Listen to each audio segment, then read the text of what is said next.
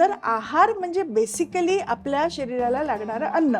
पथ्य असति गदार्थस्यम किम औषधे निषेवणैः, पथ्य असति गदार्थस्यम किम औषधे निषेवणैः म्हणजे जर का आपण योग्य आहार घेतला तर आपल्याला कुठल्याही औषधाची गरज पडत नाही. आईने थरथरत्या हाताने कालवून दिलेला दहीभात, त्याच्यामध्ये तिने मीठ घातलं नाही तरी तो अतिशय चविष्ट लागतो, कारण त्या भावना असतात. आहार, विहार, निद्रा आणि मानसिक तणाव याचं जर का संतुलन करता आलं आणि आयुष्याचं गणित म्हणजे आरोग्याचं गणित जर का आपण सोपं केलं ना तर आयुष्य खूप सुंदर आहे.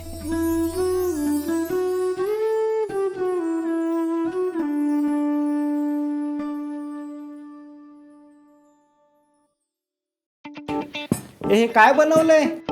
कालनिर्णयमध्ये बघूनच बनवलंय. मग चवदारच असणार. वाढ वाढ अजून वाढ.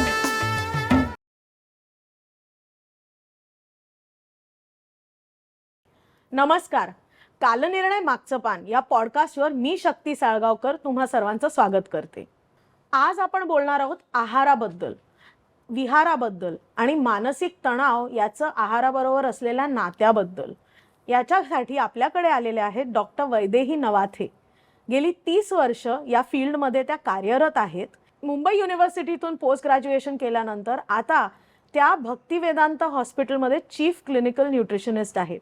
त्या आज आपल्याशी आहाराबद्दल बोलणारच आहेत, तर त्यांचं आता स्वागत करूया. नमस्कार डॉक्टर वैदेही. नमस्कार.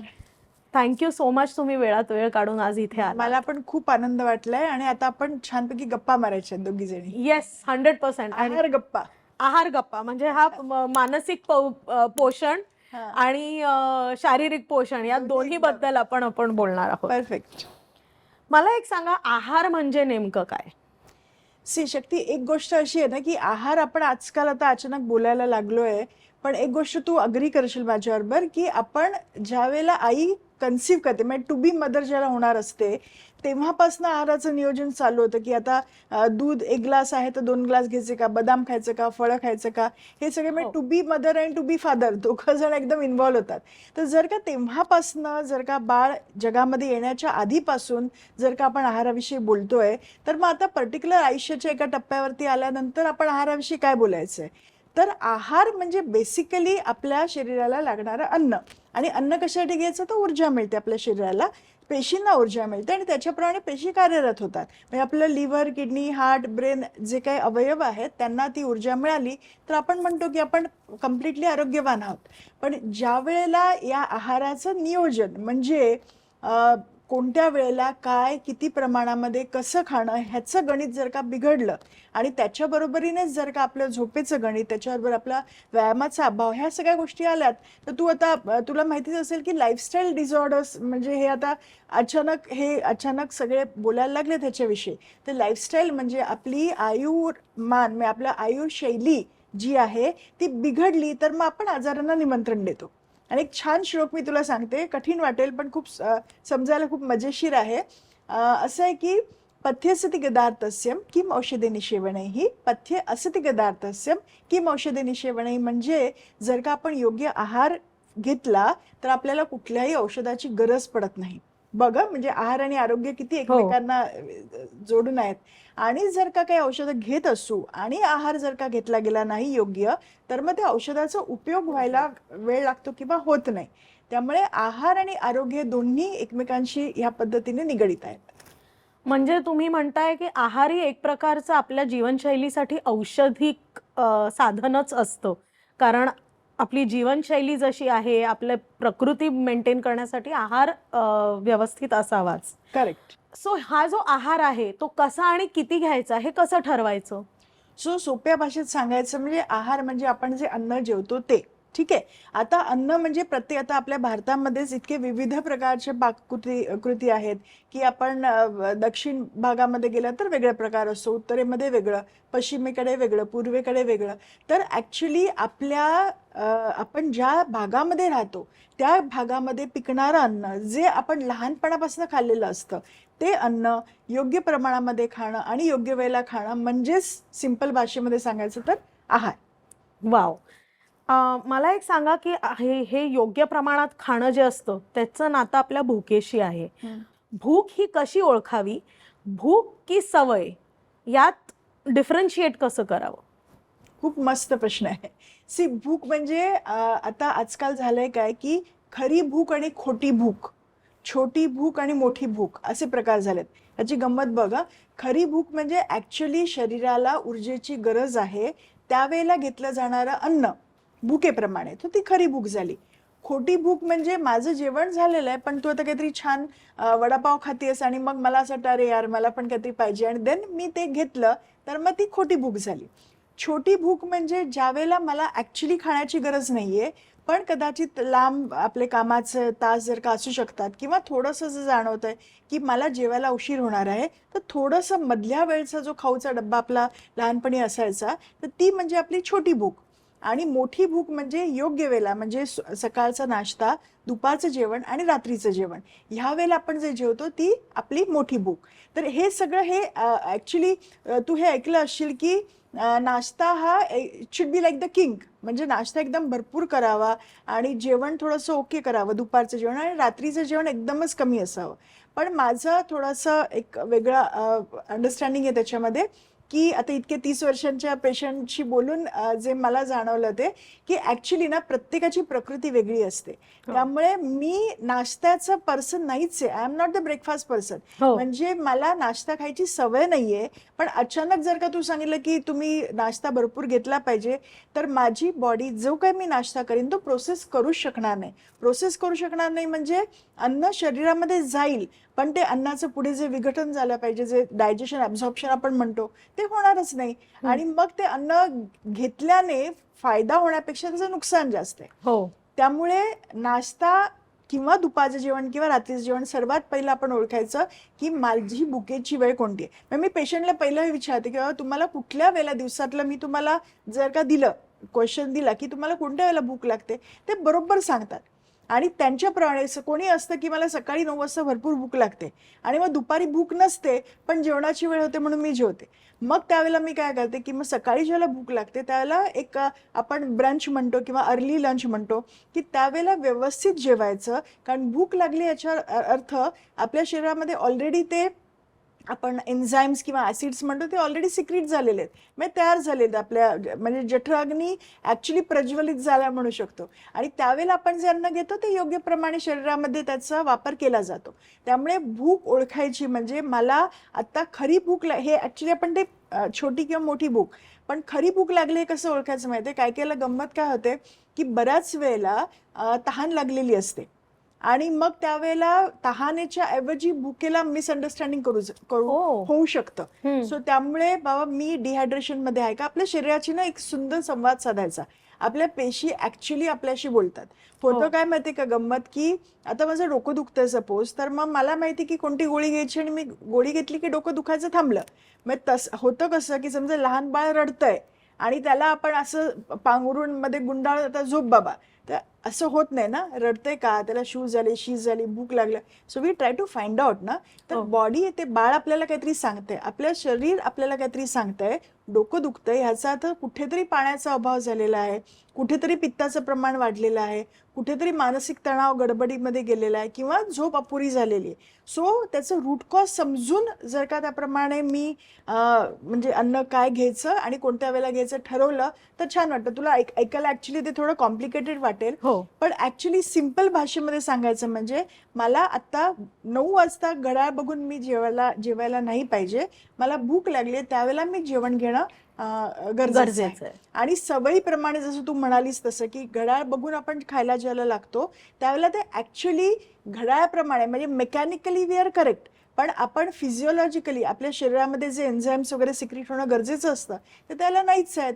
मग तेच अन्न घेतल्याने मग आपण म्हणतो की अरे ऍसिडिटी असतं किंवा आजकाल कॉन्स्टिपेशन म्हणजे बद्धकोष्ठता दिसते किंवा पोट फुगल्यासारखं वाटतं किंवा वजन जास्त वाटतं किंवा शुगरची गडबड असते. हे सगळ्या गोष्टी का होतात माहितीये का की आपण भूक नसताना खाल्लं जाणं आणि भूक असण्यापेक्षा थोडं जास्त खाल्लं जाणं. एक खूप छान गोष्ट आहे त्याच्यामध्ये, असं म्हणतात की भूक असताना खाणं म्हणजे चांगलं आहे, नॉर्मल गोष्ट आहे, ठीक आहे ना. भूक नसून खाणं म्हणजे ही पहिली प्रकृती, ही दुसरी आहे ती विकृती, आणि तिसरं म्हणजे मला भूक लागली आहे पण तुला पण भूक लागली असेल तर माझ्यातला घास तुझ्याबरोबर शेअर करणं ही आपली भारतीय संस्कृती ॲक्च्युली. तर आपण सिंपल भाषेमध्ये मला भूक लागली आहे, माझं प्रमाण एवढं आहे आणि खाल्ल्यानंतर एक सोपा एक उपाय करून बघायचा की मी खाल्लंय ते बरोबर आहे की नाही. मी समजा 2 पोळ्या खाल्ल्या आता, ठीक आहे, आणि 2 पोळ्या खाऊन मी उठणार आहे, त्याला तू म्हणालीस की अगं अजून एक अर्धी पोळी खा, आणि मी म्हणणार नाही मी एकदम डन, मला आता अजिबात जाणार नाही. हे ज्याला मी म्हटलं ह्याचा अर्थ मी ऑलरेडी जरुरीपेक्षा जास्त खाल्लंय. कारण पोट आपण जर का 4 भागामध्ये डिवाइड केलं तर 2 भाग फक्त अन्नाचे आहेत.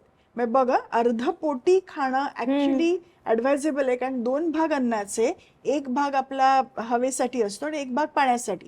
तर मी ज्याला 4ही भाग अन्नाने भरते आणि तू मला अर्धी पोळी ऑफर केल्यानंतर मी सांगते की मला आता अजिबात नकोय, so I have already over eaten, me already ते जास्त खाल्लेलं आहे. ओके. आणि असं रोज थोडं थोडं थोडं थोडं होत जाऊन मग आपल्या पेशी बिचारा स्लगिश बनतात. अगदी तुम्ही आत्ता म्हणालात तसं आपल्या शरीराशी संवाद साधायचा, यासाठी आज मी शरीराशी संवाद साधेन म्हटलं आणि झालं असं काही होत नाही. तर ही जी सवय आहे आपल्या शरीराच्या गरजा जाणून घ्यायची, ती कशी जोपासायची? खूप मस्त.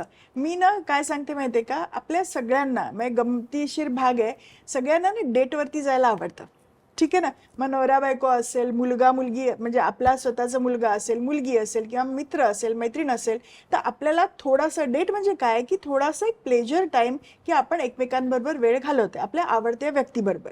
तर मी माझ्या पेशंटना काय सांगते माहितीये का, भला अगदी तुम्ही बिझी असाल, आठवड्याभरामध्ये वेळ मिळत नाही, महिन्यातनं 1 तास स्वतःसाठी काढायचा आणि then you have to go on a date with yourself. तुम्ही तुमच्याबरोबर जा. मग त्याच्यावर त्यांना ॲक्च्युली गप्पा मारायच्या, वैदिक तू ॲक्च्युली ना ह्या महिन्यामध्ये थोडीशी गडबड केली, याचा व्यायाम बरोबर नाही झालाय, पण काही हरकत नाही, आता तू परत चालू कर. किंवा वैदेही तू ॲक्च्युली ना खाण्यामध्ये थोडं ह्याला हॉटेलमध्ये 2-3 वेळेला जास्त खाल्लं गेलंय, आता ह्या वेळेला थोडं लक्षात ठेवा, मग गुडघे त्रास देतात ना. सो असं ॲक्च्युली ऐकायला थोडंसं वियर्ड वाटू शकतं, पण आपण ज्याला असं संवाद आपल्याबरोबर साधतो, म्हणजे अरे माझं ॲक्च्युली गुडघ्यांना थोडंसं दुखावले जात आहेत, याचा अर्थ कुठेतरी वजन कमी होणं गरजेचं आहे, किंवा कुठेतरी माझं शिळं अन्न जेवणामध्ये जात आहे, त्याच्यामुळे ते टॉक्सिन्स तिथे जमा होत आहेत. सो हे आपल्याला शरीराशी कान देऊन ऐकलं गेलं तर त्याचं उत्तर आपल्याला मिळतं, आणि उत्तर मिळालं की त्याच्या आपण मुळाशी जाऊन देन यू इरॅडिकेट दॅट, आणि मग छान. अगदी. पण हे जे तुम्ही म्हणताय की तुमची भूक ओळखावी, हे थोडंसं इंटरेस्टिंग आहे. ह्याच्यात मी जाते, कारण अनेक वेळेला आता लहान मुलांना आपण टीव्ही लावून खाऊ घालतो, आपण सुद्धा नेटफ्लिक्स किंवा काहीतरी पाहताना किंवा मोबाईल पाहताना खातो. अशा वेळेला भुकेचा तुमचा अंदाज चुकू शकतो का? 100%. आणि भुकेचा अंदाज करेक्ट होण्यासाठी कसं काय, म्हणजे तो अंदाज कसा करेक्ट करायचा? सी ॲक्च्युली आजकाल नवीन नवीन ट्रेंड्स जे येत आहेत त्याच्यामध्ये हा एक प्रकार तू ऐकला असशील की माइंडफुलनेस म्हणतात. माइंडफुलनेस म्हणजे आपण जी कृती ज्या वेळेला करतोय त्याच्यामध्ये पूर्णपणे इन्व्हॉल्व होणं. एक छोटंसं होमवर्क देते मी तुला. घरी गेल्यानंतर काय कर माहिती का, 1 ग्लास दूध घे, दुधामध्ये साखर घालू नकोस, आणि ते दूध तू खा. मी चुकीचं नाही बोलत आहे, मी प्यायला नाही सांगते, मी खायला सांगते. मग काय करायचं, 1 घोट घेतल्यानंतर just wait for fraction of second, आणि मग ते हळूहळू पोटामध्ये जाऊ दे. जे साखर न घातलेलं दूध आहे ते तुला अतिशय गोड लागतं. आता ते गोड कसं लागतं, तू साखरच नाही घातली तर, कारण आपलं जे भारतीय जेवण जे आहे ते पूर्णपणे कर्बोदके, म्हणजे एक 60-70% कर्बोदके म्हणजे कार्बोहायड्रेट्स युक्त ते जेवण असतं, आणि ते कार्बोहायड्रेट जे असतात ते आपल्या तोंडामध्ये असणाऱ्या लाळेमध्ये काही एन्झाईम्स असतात त्याचे विघटन करण्यासाठी. तर ज्यावेळेला आपण ते तोंडामध्ये ते अन्न राहतं, म्हणजे पूर्वी लहानपणी आई बाबा सांगायचे ना की 32 वेळेला घास चावून खा, तर ते विघटन जे होतं ते फक्त अमायलेज नावाचं जे एन्झाईम असतं ते फक्त तोंडात असतं. आपल्या शरीरामध्ये पचन संस्थेमध्ये कुठेही लाळ नाहीये. मग जर का मी टीव्ही बघतेय आणि त्याला मी घाईघाईमध्ये चावणं विसरून गेले, कारण माझं कॉन्सन्ट्रेशन दुसरीकडे, मी मोबाईल बघते, मी लॅपटॉपवरती कामं करते, ऑफिसमध्ये आजकाल लंच टाईममध्ये पण बरीच मीटिंग्स आणि या गोष्टी चालू असतात, तर ही नाही क्रिया केल्यासारखं खाल्लं जातं. पण त्यावेळेला आपलं 60% जेवण, 70% जेवण जे कार्बोहायड्रेट युक्त आहे त्याचं डायजेशनच होणार नाही, कारण ते इंटॅक्ट राहणार. तू इकडे गल्प डाऊन केलंस तो गेलं ते पोटामध्ये, इथे कुठेच लाळ नाहीये आणि मग ते कार्बोहायड्रेट तसे तसे राहणार. आणि मग हे कसं आपल्याला कळतं की अरे मी सगळं व्यवस्थित जेवते, मी घरातनं डबा घेऊन जाते बाहेर, पण तरी संध्याकाळ झाली तर मला थकवा का जाणवतो. तो ह्याचा अर्थ कार्बोहायड्रेट जे आपल्या एनर्जीचा सोर्स आहे तर तेच आपल्याला आपण आहारामध्ये आहे, पण ते आपल्याला मिळू शकत नाही कारण आपलं लक्ष दुसरीकडे जातं खाण्याच्या वेळेला. सो म्हणून माइंडफुलनेस म्हणजे आपण अगदी 32 वेळेला चावून खायचं नाही. So we have to be careful. आपण चावून खातोय पहिली गोष्ट. दुसरी गोष्ट म्हणजे आपलं एक ग्रॅटिट्यूड असते ना. ग्रॅटिट्यूड म्हणजे बघा अन्नाला भावना कशा जोडलेल्या असतात. आता आपण शिरा करतो, रव्याचा शिरा करतो, तर तो रेग्युलरली ठीक आहे आज काय नाश्त्याला रव्याचा शिरा आपण खुश असतो, पण तोच शिरा जर का आपण सत्यनारायणाच्या पूजेसाठी केला जातो त्याची चवीमध्ये फरक जाणवतो. हो. सगळं मटेरियल तेच असतं, मग कसं चव येतो? कारण ते आपल्या भावना असतात. आईने थरथरत्या हाताने कालवून दिलेला दहीभात त्याच्यामध्ये तिने मीठ घातलं नाही तरी तो अतिशय चविष्ट लागतो, कारण त्या भावना असतात. तर हे अन्न जे आपले शेतकरी बंधू एवढे मेहनत घेऊन पिकवतात, आपण कष्ट करून ते पैसे देऊन ते विकत घेतो आणि आपल्या घरामध्ये जे कोणी ते अन्न शिजवून आपल्या डब्यामध्ये किंवा ताटामध्ये जे येतं आणि त्यावेळेला आपण त्याचा म्हणजे it is a kind of आपण अपमान केल्यासारखं आहे. पहिली गोष्ट जे आपण भावनिक दृष्टीने पाहिलं तर. आणि दुसरी गोष्ट हे इनडायजेशनचं जे होतं ते त्यामुळे म्हणजे जे इंटॅक्ट राहतं, कार्बोहायड्रेट प्रोसेस होऊ शकत नाही. सो म्हणून एक कळकळीचं मी कायम माझ्या पेशंटला सांगते की बाबा तुम्हाला 12 वाजता आता वेळ नाही आहे ना, मीटिंग आहे ना, तुम्ही 2 वाजता जेवा, हरकत नाही. किंवा तुमची 1 वाजेपासून मीटिंग होणार आहे, तुम्ही 12:30ला जेवून घ्या, हरकत नाही. पण ते जे 10-15 मिनटं आपल्या 24 तासामधले ज्याच्यासाठी आपण धडपड करतो एवढी, त्याच्यासाठी आपल्याला वेळ नाही तर मग हे योग्य गोष्ट नाही. त्यामुळे जर का आजपासून म्हणजे आपला आता आपण कालनिर्णयतर्फे करतोय, तर आजपासून जर का प्रत्येक घरामध्ये असं ठरलं की 15 मिनिटं त्याला मी डिजिटल सनसेट म्हणते. सनसेट झाल्यानंतर आपण म्हणतो का अरे थोडं 5 मिनिटं सूर्य उगव, नाही होणार ना, निसर्गाप्रमाणे उगवणार नाही. तसंच आपला डिजिटल सनसेट हा दिवसातनं जर का मी 3 वेळेला खात असेल तर 3 वेळेला झाला पाहिजे 15 मिनिटासाठी. मग त्यावेळेला गप्पा मारला तरी चालेल, आपलं एकटं असेल तर एकटं बसलं तरी चालेल, बट मेक शुअर की आपण ते लक्ष देऊन खातोय. छान. आता तुम्ही म्हणालात की आईच्या हातचा दही भात हा सुद्धा चवीचा असतो, पण अनेक वेळेला आपल्याला भात म्हणजे नाही ग बाई मी डाएटवर आहे, मी भात नाही खाणार असं असतं. तर भाताबद्दल इतका गैरसमज काय आहे? एवढा विलन का बनवलाय आपण भाताला? ऍक्च्युली ना खरं हा विलन हा शब्द खूप परफेक्ट आहे याच्यासाठी. ऍक्च्युली असं होतं की समजा डायबिटीस झाला असं निदान झालं तर काय होतं, बटाटे बंद, साखर बंद, भात बंद, कारण कार्बोहायड्रेट जास्त आहेत त्याच्यामध्ये. से ऍक्च्युली ना आपल्या भारतीय जेवणामध्ये पाणी सोडलं तर प्रत्येक गोष्टीमध्ये कार्बोहायड्रेट मिळतात. काही कमी प्रमाणामध्ये, काही जास्त प्रमाणामध्ये, काही योग्य स्वरूपामध्ये, काही थोड्याशा डायरेक्ट आपण सिम्पल कार्बोहायड्रेट किंवा कॉम्प्लेक्स कार्बोहायड्रेट म्हणतो तसं. तर भात हा ॲज सच प्रॉब्लेम नाहीये. भाताच्या 2 गोष्टी आपल्याला करायच्या आहेत. जर का मी राईस इटर आहे, मी लहानपणापासून भात खाल्ल्याशिवाय माझं पोट भरत नाही. माझ्याकडे साऊथ इंडियन पेशंट्स येतात, त्यांना मी सांगितलं भात बंद करा, ते माझ्याकडे येणं बंद करतील, पण भात बंद नाही होणार. सो भाताचे 2 गोष्टी आपण करायच्या की कार्बोहायड्रेट्स आहेत त्याच्यामध्ये, त्याच्यामुळे आपला इन्सुलिनचा रिस्पॉन्स गडबड होऊ शकतो, जो वजन वाढण्यासाठी आणि मधुमेह वाढवण्यासाठी कारणीभूत ठरू शकतो. मग करायचं काय, तर भाताचं प्रमाण कमी घ्यायचं. म्हणजे भात नॉर्मली किंवा आपल्याकडे तर पोळी म्हटलं तर गुजराती फुलका असेल तो छोटा असतो, महाराष्ट्रीयन पोळी असेल तर ती मोठी असते, कोणाकडे जाड बनते, कोणाकडे गडीची बनते, म्हणजे एकाच प्रकारामध्ये किती विविधता असते.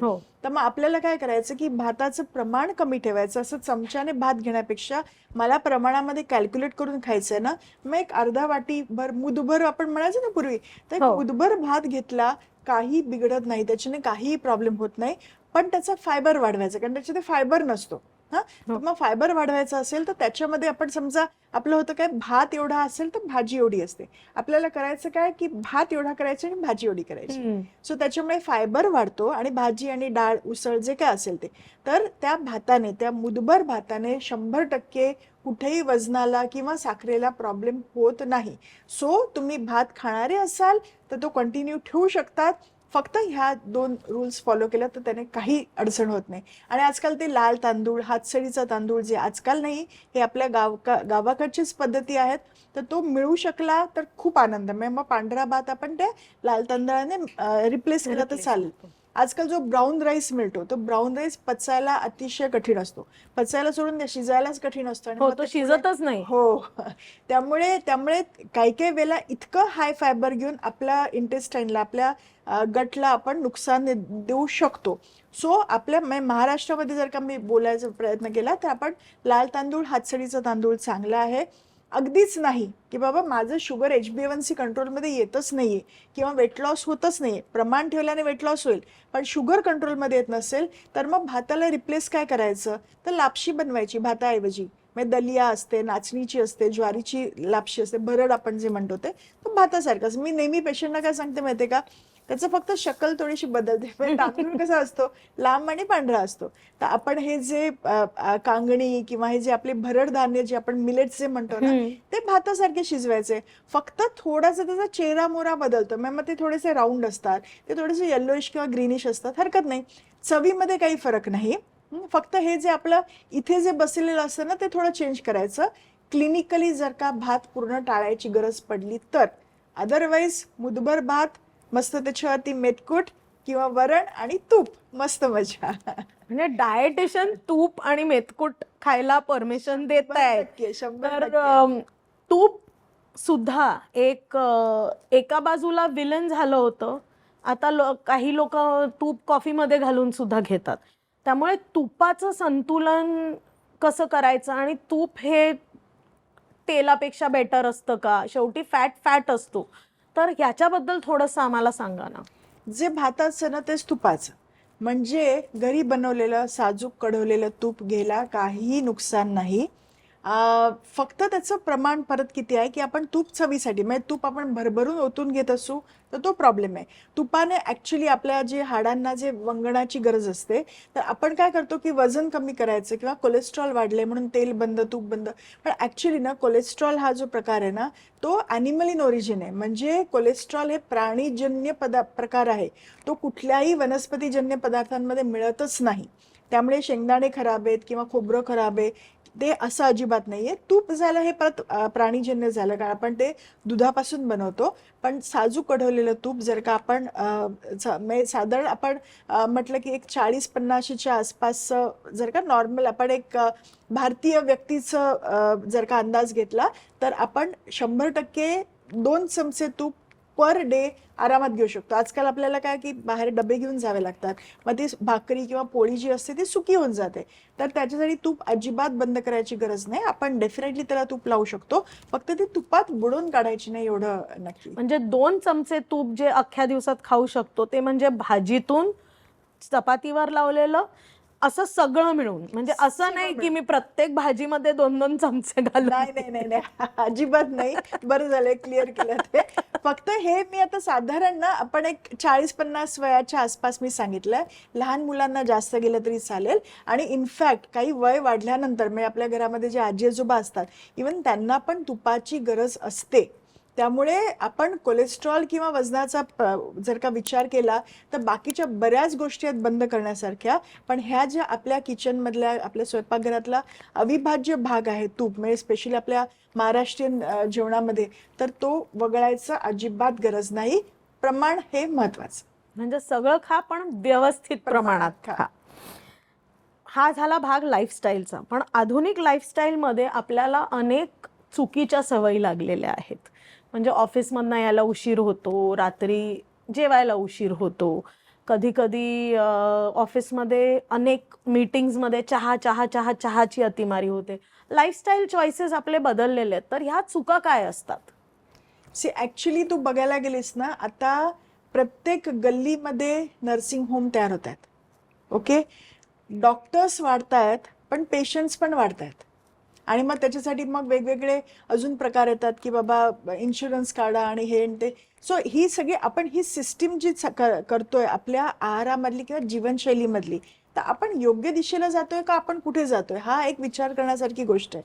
आता आपण जर का शरीर ना खूप सिम्पल आहे, म्हणजे देवाने खूप ते म्हणजे आहे भरपूर कॉम्प्लिकेटेड, पण आपल्याला सिम्पल गोष्ट समजण्यासाठी कसं आहे की जे ज्यावेळेला योग्य आहे त्यावेळेला ते करणं. म्हणजे सूर्य ज्याला आपण निसर्गाला जर का त्याला सर्कॅडियन रिदम म्हणतात, आपण निसर्गाशी जर का कनेक्ट राहिलो ना तर आपल्याला कुठलाही आरोग्याची तक्रार होऊच शकत नाही, दॅट इज फॉर शुअर. लोक म्हणतात नाही माझ्या आईला डायबिटीज आहे तर मला पण डायबिटीज होणार का? तर आपण जे जेनेटिक प्रकार म्हणतो ना ते 20% असतं डेफिनेटली असतं 20%. पण 80% गोष्टी ज्या लाईफस्टाईल तू जे म्हणालीस ते आपल्या हातामध्ये आहे. त्याच्यामध्ये 3 गोष्टी आहेत. पहिलं म्हणजे आहार. म्हणजे तू म्हणालीस की भूक नसताना खाणं किंवा येता येता चहा कॉफी घेणं. चहा कॉफी बेसिकली भरपूर डिहायड्रेटिंग आहे. म्हणजे चहा प्रेमींना मी चहा बंद करायला अजिबात सांगत नाहीये. फक्त काळजी अशी घ्यायची की ते डिहायड्रेटिंग असल्यामुळे फक्त आपल्याला फ्रेश वाटण्यासाठी जर का आपण चहा कॉफी घेत राहिलो दिवसभर तर त्याच्यामुळे आपल्या शरीरातलं पाण्याचं प्रमाण कमी होतं, फॉर शुअर कमी होतं. आणि जर का त्याच्यामध्ये दूध आणि साखर थोडी थोडी का होईना जातच असेल तर तू इमॅजिन कर मी 4 कप चहा घेतला तर मी 4 चमचे साखर माझ्या पोटामध्ये गेली आणि 4 चमचे साखर माझ्या जवळजवळ 80 कॅलरीज माझ्या पोटामध्ये गेल्या. त्याच्याऐवजी तू एक फुलका एक्स्ट्रा खा भूक लागली तर हरकत नाही. पण हे जे सिंपल कार्बोहायड्रेट जे आपल्या इन्सुलिनला त्रास देतात आणि इन्सुलिन हा जो प्रकार आहे तो आपल्याला वजनाला आणि मधुमेहाला दोघांना आणि नॉट ओन्ली वजन आणि मधुमेह कुठलंही तू यू नेम एनी डिसीज आणि ते आपल्या इन्सुलिनशी रिलेटेड आहे. त्यामुळे नको त्यावेळेला चहा कॉफी घेत राहणं किंवा जेवणाबरोबर चहा किंवा कॉफी घेणं हे अतिशय चुकीचं आहे. कारण जेवणामधलं जे आयर्न जे असतं ते मग आपल्याला मिळत नाही कारण त्याचं इंटरॅक्शन होते म्हणून. त्यामुळे सकाळचा चहा लागत असेल नो प्रॉब्लेम, संध्याकाळचा चहा लागत असेल नो प्रॉब्लेम. दिवसातनं 4 वेळेला घ्यायचा आहे तर एक चहा 2 मध्ये डिवाइड करून अर्धा कप चहा 4 वेळेला घेतला तर चालेल. पण मेक शुअर की हे आपण कंट्रोलमध्ये ठेवते पहिली गोष्ट. ह्याच्याबरोबरच आपल्याला चलनवलन खूप प्रॉब्लेमॅटिक झालेलं आहे. म्हणजे मला जर का दुसऱ्या केबिनमध्ये कोणाशी बोलायचं तर इंटरकॉम गोष्ट आहे, ठीक आहे. आजकाल इकडे तिकडे येणं जाणं होत नाही कारण मोबाईलवरनं किंवा व्हिडिओ कॉल्सवरनं आपण कनेक्टेड असतो. त्यामुळे जी मुवमेंट शरीराची होणं अपेक्षित आहे ती न झाल्यामुळे ते मसल सगळे आखडून जातात. तुला माहिती फ्रॅक्चर झाल्यानंतर एक्सरसाइज करायला सांगतात कारण ते जर का नाही केलं तर मग ते आखडून जाणार आणि मग त्यासाठी वेगळी फिजिओथेरपी घ्या आणि असं करावं लागतं. सो म्हणून आपलं चालणं फिरणं म्हणजे जस्ट कीप मुव्हिंग. जर का तुला अर्धा तास वेळ मिळत असेल दिवसाचा चांगली गोष्ट. तुला डान्स करायला आवडतं, तुला चालायला आवडतं, तुला स्विमिंग करायला आवडतं, तुला अगदीच काही नाही तर नुसती शतपावली घालायला आवडतं, तुला गाणी ऐकत ऐकत you just want to spend some time in nature. जे तुला आवडतं मेक शुअर की एक अर्धा तास आपल्या शरीराची मुवमेंट माइंडफुल मुवमेंट होते. ती एक महत्त्वाची गोष्ट आहे. आणि त्याच्या व्यतिरिक्त आपण दिवसभरामध्ये मला बाजूच्या केबिनमध्ये जायचं आहे, इंटरकॉमच्या ऐवजी मी उठून गेले आले परत. सो आयडियली 1 तासापेक्षा जास्त आपण एका ठिकाणी बसलो खुर्चीवरती तर आपल्या मसलचं एजिंग चालू होतं. त्याच्यामध्ये पण एक खूप मजेशीर गोष्ट आहे. आपलं एक एज असतं, आपलं एक बायोलॉजिकल एज आहे जे समजा तू म्हणालीस की मला विश्वास नाही तर मी तुला आधार कार्ड दाखवेन ते पक्क असतं, ठीक आहे ना. तसंच आपलं एक फिजिओलॉजिकल एज असतं. म्हणजे माझं वय जर का 50 असेल तर माझ्या लिव्हरचं वय 25 असू शकतं आणि माझ्या हृदयाचं वय 80 असू शकतं. म्हणजेच मी ह्या ऑर्गन्सना म्हणजे माझेच अवयव आहेत सगळे त्यांना जर का मी चुकीच्या गोष्टी देत राहिले की चुकीचं खाणं, पॅकेज्ड फूड खाणं, नको त्यावेळेला खाणं, अवेळी खाणं, चलनवलन न करणं तर मी त्यांचं आयुष्य वाढवते. म्हणजे एजिंग प्रोसेस मी थोडीशी फास्ट करते. आणि मग म्हणतो की आपण कमी वेळामध्ये आता कसे हार्ट अटॅक येतात तर कारणं बरीच आहेत पण हे जे आपल्या हातामध्ये आहे हे एक महत्त्वाचं कारण आहे. तर पहिलं म्हणजे आहार झालं, दुसरं विहार झालं आणि तिसरं म्हणजे आपल्याला निद्रा म्हणजे झोप. आजकाल ना मी ज्याला पेशंटला विचारते की तुम्ही बाबा किती वाजता झोपतात, आम्ही साधारण 12-1 वाजता झोपतो. नॉर्मल, अतिशय नॉर्मल. म्हणजे आता 12-1 म्हटलं 1 AM आणि मग ते नंतर उठण्याचे कारण आजकाल वर्क फ्रॉम होम हायब्रिड हा प्रकार भरपूर आहे. पण ऍक्च्युली ना आपण जसं ड्युटीवरती जातो की मला 9 वाजता पंचिंग करायचं आहे तसं एक एक्झाम्पल देते मी तुला, लिव्हरचं देते. लिव्हरला पंचिंग करायचं असतं रात्री 11 वाजता. लिव्हरला 2 तास ड्युटी आहे, हे मी नाही सांगत, ते ठरलेलं ऑलरेडी. सो ती 2 तास ड्युटी म्हणजे 11 ते 1च्या दरम्यानमध्ये जर का मी झोपले नाही किंवा मी काहीतरी खात राहिले किंवा चहा कॉफी पित राहिले तर काय होतं, लिव्हरचं जे डिटॉक्सिफिकेशन शरीरातलं विषद्रव्य काढून टाकण्याचं जे काम आहे ते काम आपलं तो बाजूला ठेवेल आणि मग आपण त्याला जे एक्स्ट्रा काम दिले ते करत राहणार. आणि मग हळूहळू हे टॉक्सिन्स वाढत जातात, ती विषद्रव्य वाढत जातात आणि मग डिसीजेस डोंट हॅपन ओव्हरनाईट. मी काल वडापाव खाल्ला म्हणून मला आज हार्ट अटॅक आला, होतच नाही तसं. तर हळूहळू आपण ह्या अशा गोष्टींमुळे हे सर्कॅडियन रिदम फॉलो न झाल्यामुळे वी इन्व्हाइट द डिसीजेस.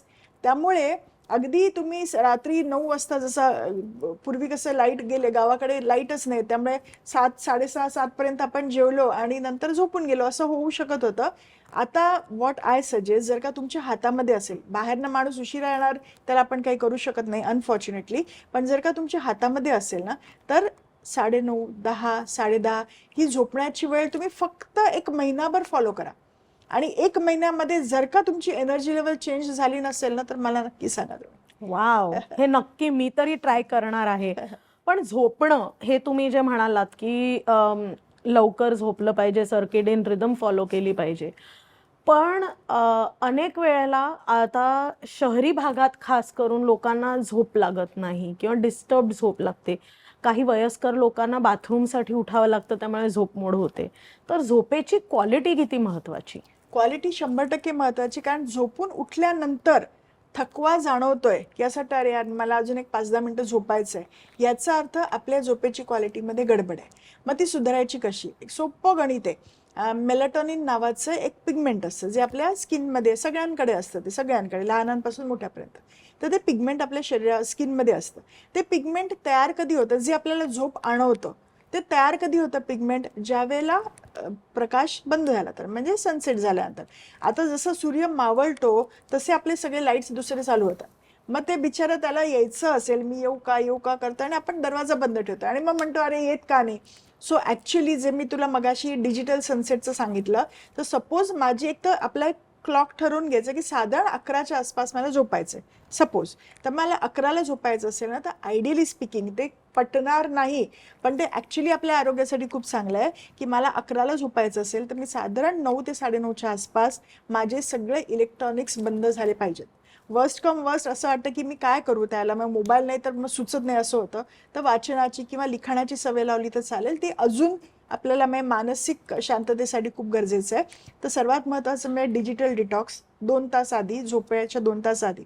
आणि जे तू म्हणालीस की काही वेळेला युरिनसाठी उठावं लागतं, तर वय वाढल्यामुळे थोडंसं ब्लॅडरचा कंट्रोल किंवा पुरुषांसाठी प्रोस्टेटचा कन्सर्न येऊ शकतो. तर त्यासाठी मी काय सांगते, समजा आपल्याला ऑन अन ॲव्हरेज 2-2.5 लिटर पाणी प्यायचं आहे, तर मी काय सांगते, 2 लिटर पाणी प्यायचं असेल तर साधारण संध्याकाळी 6 वाजेपर्यंत तुम्ही तुमचा सगळा कोटा संपवला पाहिजे. थोडंसं पाणी राहिलं पाहिजे जे जेवणाच्या आसपास आपल्याला लागेल ते.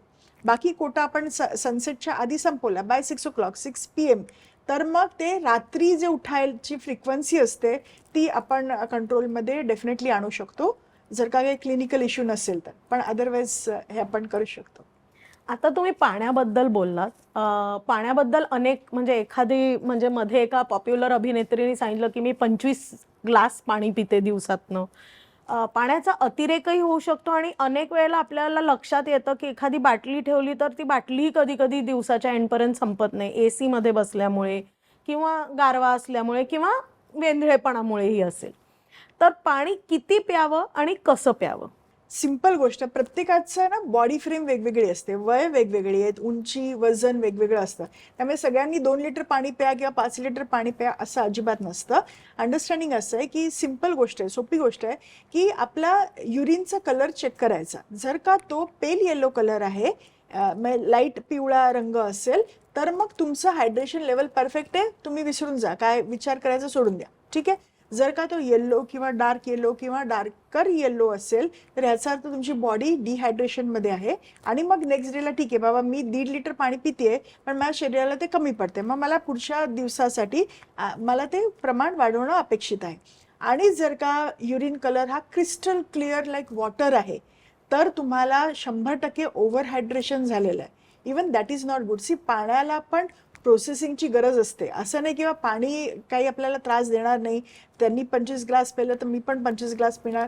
सो जितकं आपलं, कारण काही वेळेला तू बघितलं, तू जर का तुला प्यायचं नसेल आणि तू जबरदस्तीने प्यायलं की तुला इथे येतं, म्हणजे ते असं जड वाटतं. सो पाणी आपल्या शरीराला लागतं तेवढं आपल्या शरीरच आपल्याला सांगतं. आणि एक छोटंसं म्हणजे पाण्याशी रिलेटेड आहे, एक खूप छान संशोधन झालं होतं. पाणी प्यायचं कसं, वरनं बाटलीतनं कधीच प्यायचं नाही, कारण त्याच्यामध्ये हवा इनकॉर्पोरेट होते आणि ॲब्डॉमिनल डिस्टेन्शन किंवा पोट फुगणं हा जो प्रकार आहे तो वन ऑफ द रिझन की त्याच्याने होऊ शकतं. ग्लासने पाणी प्यायचं. पण त्याच्यामध्ये एक खूप छान संशोधन झालं होतं की आणि ते आहे म्हणजे रिअल संशोधन आहे तर काय केलं त्यांनी की एक ग्लास पाणी घेतलं आणि त्या पाण्यामध्ये ना भरपूर बॅड वर्ड्स वापरले, जितकं वाईट की तू कुरूपच आहेस, तू दुष्टच आहेस, जे जे वापरता येतील ते वापरलं. आणि ते पाणी त्या संशोधकाने मायक्रोस्कोप खाली चेक केलं. H2Oच राहिलं, केमिकली काय त्याच्यामध्ये चेंज नाही झाला. पण ते इट वॉज लाईक अ मडी वॉटर, म्हणजे चिखलाचं पाणी कसं दिसेल ना असं टर्बिड वॉटर सारखं दिसलं त्याला मॉलिक्यूल. त्याने दुसरा ग्लास घेतला आणि त्याला मी तू खूप छान आहेस, आय लव्ह यू वगैरे जे काही त्याने गुड वर्ड्स वापरले असतील, आणि ते पाणी मायक्रोस्कोप खाली चेक केल्यानंतर it was like a diamond like structure. अप्रतिम, म्हणजे त्याचे इमेजेस पण आहेत अवेलेबल. सो इमॅजिन करा की आपण जे पाणी पितो, आपलं शरीर 70% पाण्याने बनलेलं आहे, आणि हे जर काही पॉझिटिव्हिटी त्या पाण्याबरोबर आपल्या शरीरामध्ये जात आहे तर आपल्या पेशी किती आनंदात राहणार. म्हणजे आपण झाडांना पाणी घालताना आपण ते चिखलाचं पाणी घालायचं का स्वच्छ पाणी घालायचं, तर तसंच आपण पेशींना पण करतोय ना. त्यामुळे असं अगदी घेऊन आय लव्ह यू वगैरे करून तेवढं पाणी पिणं नाही शक्य.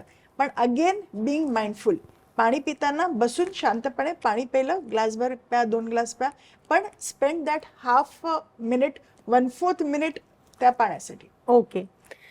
ह्याच्यात तुम्ही म्हणालात तसं पाण्याला तुम्ही काय सांगता त्याच्यावरनं त्याचे मॉलिक्युलचं स्ट्रक्चर बदललेलं दिसलं, तर माइंडफुलनेस सुद्धा महत्त्वाचा आहे. तर या सगळ्यामध्ये आपलं आरोग्य मेंटेन करताना आहार विहार निद्रा जितकी महत्त्वाची आहे तितकंच ॲटिट्यूड महत्त्वाचं आहे का? 100% महत्वाचं आहे. आणि ॲक्च्युली कुठलाही शारीरिक आजार हे सिद्ध झालेलं आहे. कोणताही शारीरिक आजार त्याचं मूळ कारण हे तुमच्या मानसिक तणावामध्ये आहे. तणाव हा मानसिक तणाव वाईट नाही कधी, ज्याला तो एका मॉडरेट लेवलला आहे. म्हणजे आता मला हे रिसर्च पेपर कम्प्लीट करायचा आहे, हा तणाव असणं चांगलं, कारण तो आहे म्हणूनच मी तो कम्प्लीट करणार. पण कोणी विचारणारच नाही, जाऊ दे पुढच्या वर्षी बघू. म्हणजे 0 तणाव असेल तर आपण कधीच काय आयुष्यामध्ये करू शकणार नाही. पण तेच जर का तणाव अति असेल, म्हणजे मग मला धडधड होतीये, किंवा मला घाम फुटलाय, किंवा मला ब्लड प्रेशर वाढलंय, तर तो तणाव आपल्याला हानिकारक ठरू शकतो. आणि हा कुठल्याही प्रकारचा मानसिक तणाव आपल्या पेशींना ते व्हायब्रेशन्स पास ऑन होतात.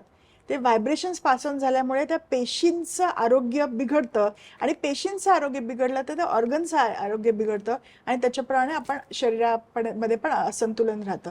सो त्यामुळे एक त्याच्यामध्ये मी तुला मगाशी सांगितलं की आपण पेशींची गप्पा मारायच्या ना, तसंच मानसिक तणाव तुम्ही घेऊ नका. तणाव हे सांगायला मी 25 वर्षापूर्वी सांगायचे तसं, की बाबा स्ट्रेस घेऊ नका तुम्ही, and that was very easy. आता मी सांगितलं पहिलीतल्या मुलीला पण स्ट्रेस असतो, होमवर्क नाही झाला माझा, आता मला टेन्शन आलं, आता टीचर रागवणार. छोट्या छोट्या प्रत्येकाचं तणावाचं प्रकार वेगवेगळे असू शकतात, पण असतोच. तर मी माझ्या पेशंटना काय सांगते की आपल्याला एक सेल्फ टूलकिट करायचा. माझं मानसिक तणाव नियोजन हे माझ्यापेक्षा तू जास्त चांगलं करू शकणार नाही. तुझं असेल ते मी तुला गाईड करेन, पण करायचं ते तुलाच आहे. सो मी काय सांगते की आपलं एक टूलकिट तयार करायचं. फॉर एक्झाम्पल मला ड्रायव्हिंग अतिशय आवडतं, म्हणजे मी कुठेही क्रॉस कंट्री ड्रायव्हर आहे, मी कुठेही वाटेल तिथे जाऊ शकते. सो मला तणाव आला सपोज काही कारणाने, तर मला माहिती आहे की गाडी घ्यायची आणि लॉंग ड्राईव्हला जायचं. कम्प्लिटली तणाव गेला, पूर्णपणे गेला. पण तो तणाव आहे आणि आता मला माहिती नाही काय करायचं आहे, तर मग मी ते त्याचाच विचार करून करून मग मी माझ्या आरोग्यावरती दुष्परिणाम करून घेणार. आपला टूलकिट बनवायचं. तुला डान्स करायला आवडतं, तुला गाणं गायला आवडतं, गाणं गाता येत नाही, कोणाला ऐकवायचं आहे, बसा ना आपल्या रूममध्ये छानपैकी गाणं गा. सो जे जे तुम्हाला करायला आवडतं ते टूलकिट करायचं. आणि नाही माझं काहीतरी आता गडबड होणार आहे, आय एम अपसेट फॉर जे काही कारणामुळे, तर मला इमिजिएटली तो माझं टूलकिट उघडता आलं पाहिजे. जर्नलिंग करायचं. मी एक छोटीशी गोष्ट काय केली माहिती आहे का, कोविडच्या काळामध्ये बऱ्यापैकी तणाव होता आणि त्याचे अजूनही रिफ्लेक्शन दिसतात. तर मग मी काय केलं माहिती आहे का, मी एक छान डायरी स्वतःसाठी, मी कधी डायरी स्वतःसाठी विकत घेतली नव्हती. सो मी छान ना ते पेपरची डायरी असते ना तशी डायरी विकत घेतली. छान गणपतीचं त्याच्यावरती अशी कोरलेली मूर्ती आहे, आणि मी स्केच पेनचा बॉक्स घेतला. म्हणजे लहानपणी आईने घेतला असेल, त्याच्यानंतर कधी लाईफमध्ये गरज पडली नाही. मी स्वतःसाठी स्केच पेनचा बॉक्स घेतला, आणि समजा असं वाटलं की थोडंसं काहीतरी होतीये गडबड, तर मग मी स्केच पेन्स वेगवेगळे कलर्स घेते, मला जे आवडेल ते, त्याच्याने मी ड्रॉइंग काढते. अजिबात ड्रॉइंग चांगलं नाही आहे, पण जे मला वाटेल ते, जे मला येतं ते, अक्षरं काढते कॅलिग्राफी टाईप, जे मला येत नाही पण मला आवडतं करायला.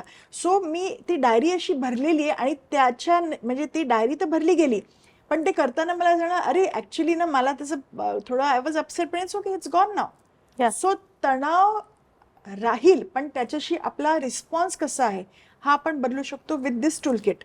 त्यामुळे आपल्या श्वासांशी नातं जोडलं जाणं, छोटासा अजून एक होमवर्क, तुला भरपूर होमवर्क देते, अजून एक कर की डोळे बंद करून तुझे श्वास बघायचे. आता श्वास कसेही बघता येत नाहीत, डोळे बंद करून कसे बघायचे. सो डोळे बंद केल्यानंतर आपला श्वास जो इकडनं जातोय आणि बाहेर येतोय आणि जातोय, so you feel that.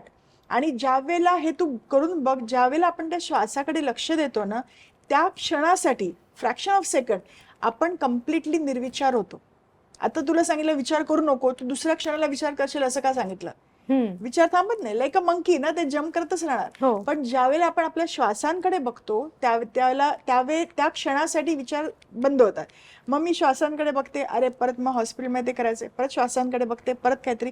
So हळूहळू अशी सवय केली 10 मिनिटं दिवसाची, झोपून उठल्यानंतर किंवा रात्री झोपायच्या आधी. तू ट्रेनमध्ये, बसमध्ये, कुठेही कर, पण हे जर का 10 मिनिटं तू श्वासांशी कनेक्ट झालीस ना तुझ्या, की त्याने पुढे मानसिक तणाव राहतीलच, पण तुला ते म्हणजे चॅलेंजिंग राहतील, म्हणजे तू त्याला फेस खूप चांगल्या पद्धतीने करू शकशील. फॅन्टॅस्टिक. आता तुम्ही म्हणालात तसा वेळ काढला पाहिजे, ते 10 मिनिटं तुमच्यासाठी घेतली पाहिजेत. आता यामध्ये वेळेअभावी व्यायाम होत नाही. तुम्ही म्हणालात तसं चालणं, बसणं, निद्रा हे सगळं महत्वाचं आहे. तर चालण्यामध्ये व्यायाम सुद्धा येतो. आणि आजकाल सगळे म्हणतात की वेट लिफ्टिंग करा, काही लोक म्हणतात फक्त वॉक करायचं. तर व्यायाम हा कितपत महत्वाचा आणि किती व्यायाम महत्वाचा? सो व्यायाम किती करायचा म्हणजे साधारण दिवसाचे आपल्याला 24 तास असतात, त्याचं नियोजन व्यवस्थित केलं ना तर आपल्याला नक्की वेळ मिळू शकतो. मी जिम पर्सन नाहीये, त्यामुळे तुम्हाला किती छान जिम मध्ये तू स्वतः फ्रीमध्ये मेंबरशिप घेऊन जरी दिलीस, मी जाणारच नाही, कारण मला ते आवडत नाही. पण मला चालायला खूप आवडतं, मला निसर्गामध्ये चालायला खूप आवडतं. कोणीतरी असतात की त्यांना जिम मध्ये जायला आवडतं, त्यामुळे मी जनरलाइज आपण कोणालाही सांगू शकत नाही की जिम हे बेस्ट असतं किंवा वॉकिंग हेच बेस्ट असतं, असं कोणालाही जनरलाइज नाही. प्रत्येक माणसाची एक आपली स्वतःची प्रकृती असते. सो तुम्हाला जे आवडतं, ज्याच्यामध्ये तुमचं शरीर वॉर्मअप होतं आणि जे केल्यानंतर तुमचा थकवा नाही राहत, पण तुम्हाला एक नवीन प्रकारचं चैतन्य मिळतं, एक वेगळी ऊर्जा मिळते, सो तो व्यायाम तुमच्यासाठी. पण तो शोधून काढायचं काम तुझे. मग त्याच्यामध्ये तुला ते सायकल दोरी उड्या आठवतात? हो. सायकल दोरी उड्या करायच्या, काहीच नाही, सूर्यनमस्कार कर, जे काही करता येईल ते. कुठलंही बाबा हे नवीन गोष्ट आली तर आता मी हा व्यायाम प्रकार चालू करणार, असं नवीन शिकावं डेफिनेटली, पण मला ज्याच्यामध्ये आनंद आहे ते जर का आपण केलं तर त्याची कन्सिस्टन्सी राहते. तू जबरदस्तीने मला पाठवलं, मी 1 दिवस 2 दिवस करणार आणि पुढचे 10 दिवस मी सोडून देणार आणि मग ते परत कधीच चालू होणार नाही. त्यामुळे ती कन्सिस्टन्सी मेंटेन करणं खूप गरजेचं आहे. वाव. पण आता काही वेळा आता आपण असंही ऐकतो की अति व्यायाम केल्यामुळे तुम्हाला इंजरीज होतात. तर अति व्यायाम आपण करतोय हे कशावरनं ओळखायचं? शरीर सांगतं.